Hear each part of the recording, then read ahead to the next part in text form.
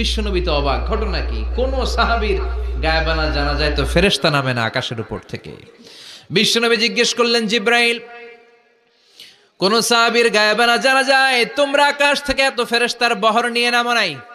কি এমন আমল করেছে আমার মুয়াবিয়া, কি এমন ভালো গুণ ছিল, ভালো আমল ছিল, যার কারণে আরশের উপরে তার এত সম্মান, যার কারণে 1,40,000 ফেরেশতার বহর নিয়ে তোমরা দুনিয়াতে নেমে এসেছো? সাইয়েদনা জিব্রাইল বললেন, নবী, তেমন কোনো বড় আমল নয়, ছোট্ট একটা আমল, কিন্তু আমলটারে ভালোবেসেছে কে? আপনার এই প্রিয় সাহাবী হাঁটতে বসতে চলতে ফিরিতে সব সময় পড়তো কুল হুয়াল্লাহু আহাদ আল্লাহুস সামাদ লাম ইয়ালিদ ওয়া লাম ইউলাদ ওয়া লাম ইয়াকুল লাহু কুফুয়ান আহাদ। পড়েন আল্লাহু আকবার। এজন্য বেশি বেশি সূরাতুল ইখলাস তেলাওয়াত করতে রাজি আছেন তো? ইনশাআল্লাহ। মনে থাকবে? বিষ্ণু ঈসা ইসলাম প্রতিদিন ফজরের নামাজের পরে, মাগরিবের নামাজের পরে, ওয়া ইনদামা ইয়ামশি ইলা ফিরাশিহি, রাতে যখন বিছানায় যাবেন, এই দুই হাতকে একত্রিত করে সূরাতুল ইখলাস পড়তেন, সূরাতুল ফালাক পড়তেন, সূরাতুন নাস পড়তেন, পড়ে হাতে ফু দিতেন। সহিহ হাদিস। ফু দিয়ে এই ফু দেওয়া হাতটা সারা দেহের মধ্যে ইয়াবদাউ বিহিমা রাসাহু, মাথা থেকে শুরু করে পা পর্যন্ত এভাবে মেসেজ করে দিতেন, মালিশ করে দিতেন। সুবহানাল্লাহ পড়েন। This is a protection you take from your Lord, from all the bad eyes, evil eyes, সব হিংসুকের চোখ থেকে, হিংসা থেকে, সব জাদুটোনা থেকে, সব ব্ল্যাক ম্যাজিক থেকে আপনি প্রোটেকশন চাইলেন কার কাছে? সকালবেলা যদি এই 3টা সূরা পড়ে ফু দেন, এটাকে আরবিতে বলে কুল আস-সালাসা, কারণ এই 3টা সূরা শুরুতেই কুল আছে না নাই? কুল হুয়াল্লাহু আহাদ, কুল আউযু বিরাব্বিল ফালাক, কুল আউযু বিরাব্বিন নাস। এজন্য 3টাকে আরবিতে বলে কুল আস-সালাসা, মানে 3 কুল। কি বলে? 3 কুল। সূরাতুল ইখলাস, সূরাতুল ফালাক, সূরাতুন নাস। ফজরের পরে, মাগরিবের পরে আর বিছানায় যাওয়ার সময় 2 হাত একত্রিত করে ফু দিবেন, সারা গায়ে মেসেজ করবেন। মনে থাকবে? আজকে থেকে মনে থাকবে তো? কালকে থেকে এটার আমল করা যাবে না?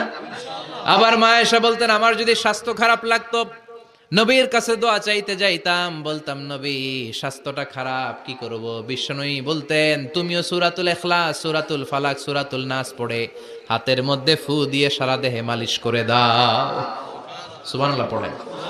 বিশ্বনবীর প্রতিদিনকার একটা আমল, দৈনন্দিন একটা আমল। আবার বিশ্বনবী একবার সিজদায় পড়ে আছেন, হঠাৎ করে লাদাগাতহু আকরাব, একটা বিচ্ছু পোকা বিশ্বনবীকে কামড় দিল। এটাও সহিহ হাদিস। প্রচন্ড ব্যথা। বিচ্ছু পোকার কামড় যারা খেয়েছেন তারাই জানেন ব্যথা কেমন, বেশি না কম? বিচ্ছু চিনেন তো? কি বলেন আগাইছে? বিচ্ছু কয়। এই বিচ্ছু পোকা কামড় দিয়েছে, প্রচন্ড ব্যথা পেয়েছে বিশ্বনবী। বিশ্বনবী বললেন, লানাতুল্লাহি আলাল আকরাব, এই বিচ্ছুর উপর আল্লাহর লানত। মুসল্লিও চিনে না, নবীও চিনে না, কামড় তো দিয়ে বসছে। বিশ্বনবী বললেন, লবণের পানি গরম দাও। লবণের পানি আনা হলো। বিশ্বনবী বললেন, আঙ্গুলের মধ্যে ঢালো।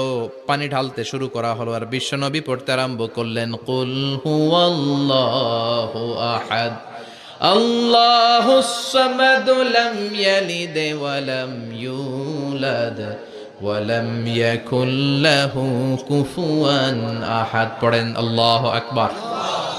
এজন্য সূরাতুল ইখলাস, এটা যেন আমাদের দৈনন্দিনকার একটা আমল হয়, প্রতিদিন যেন আমরা এটা পড়ি, তাহলে আমল নামা সওয়াব দিয়ে পূর্ণ করে দিবে কে?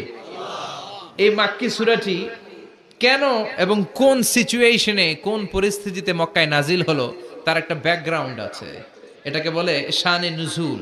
কেন নাজিল হলো শুনতে মনে চায়? কষ্ট হচ্ছে না তো? আলোচনা কি কঠিন হচ্ছে না সহজ? আন্ডারস্ট্যান্ডেবল, বোধগম্য হচ্ছে? বোঝা যায় না? বোঝা যায়? আলহামদুলিল্লাহ পড়েন। মক্কার লোকেরা এসে বিশ্বনবীরে ধরলো, ইয়া মুহাম্মদ বাইয়িন লানা সাল্লাল্লাহু আলাইহি ওয়াসাল্লাম, বাইয়িন লানা নাসাবা রাব্বিক। ও আব্দুল্লাহর বেটা মুহাম্মদ, তোমার রবের নসব নামা বর্ণনা করো। কি নামা? কথা কন। নসব নামা বুঝেন তো? কি? হ্যাঁ, বংশ পরিচিতি। মাশাআল্লাহ। নসব নামা মানে বংশ পরিচিতি, বংশধারা, বংশ তালিকা।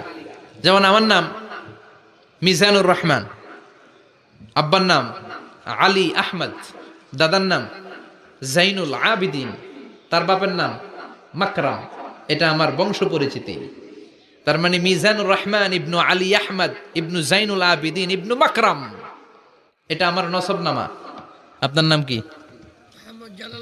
জালালউদ্দিন ভাই। বাবার নাম এন্তাজালিব। এর বাবার নাম ভুলে গেছি। হ্যাঁ, ইনসাফ আলী। তার বাবার নাম খাইয়া ফেলাইছি। আপনার আব্বার নাম মোহাম্মদ আব্দুল লতিফ। দাদার নাম, তার বাবার নাম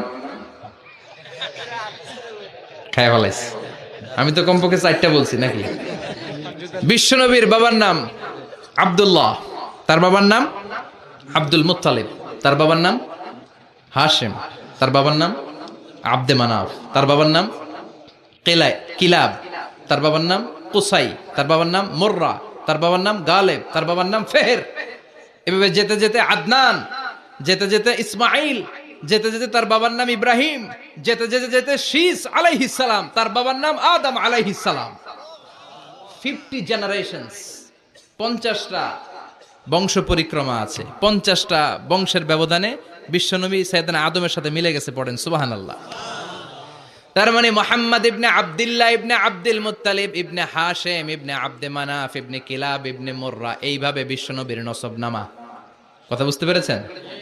বিশ্বনবীর কাছে এসে মক্কার লোকেরা বলে, মুহাম্মদ বাইয়িন লানা নাসাবা রাব্বিক, তোমার আল্লাহর নসবনামাটা কও। তোমার আল্লাহর বাবার নাম কি? ওনার বাবার নাম কি? ওনার বাপের নাম কি? ওনার বাপের নাম কি? তার বাপের নাম কি? এরা মনে করছে আল্লাহর নসবনামা আছে। নাজুবিল্লাহ পড়বেন না? ও মুহাম্মদ, সবসময় আল্লাহর কথা বলো, আল্লাহর দাওয়াত দাও, আল্লাহর সিজদা দিতে বলো, আল্লাহর জিকির করতে বলো, আল্লাহর নসবনামাটা শোনাও।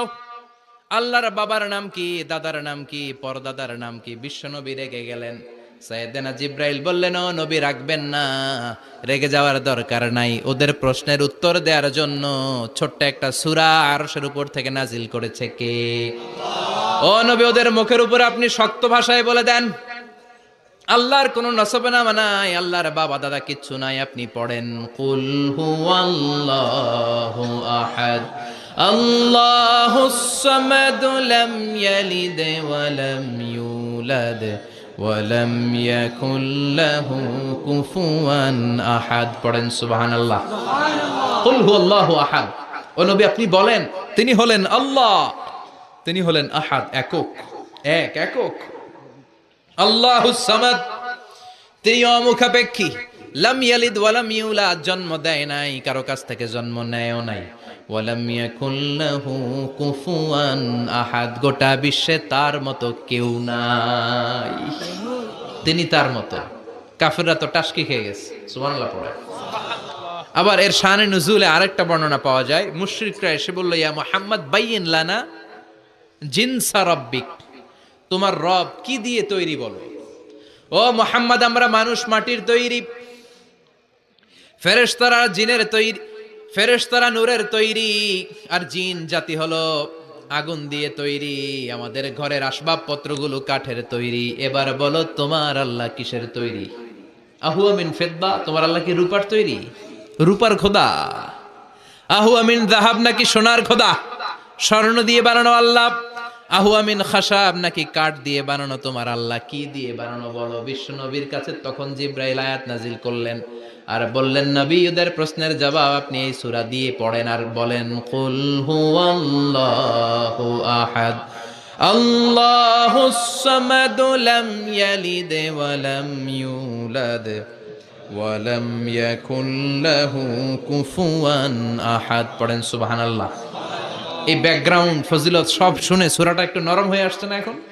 এখন নরম নরম লাগে না? মনে হয় যে বুঝতেছি, মনে হচ্ছে যে সহজ হয়ে গেছে, ঠিক কিনা? এবার দেখেন অর্থ আরো সহজ। আল্লাহ বললেন কুল, কুল মানে বলো। কোরআনের যত জায়গায় কুল পাবেন, রব্বুল আলামিন তার পেয়ারা হাবিবকে অর্ডার করছেন, কুল মানে বলো, সে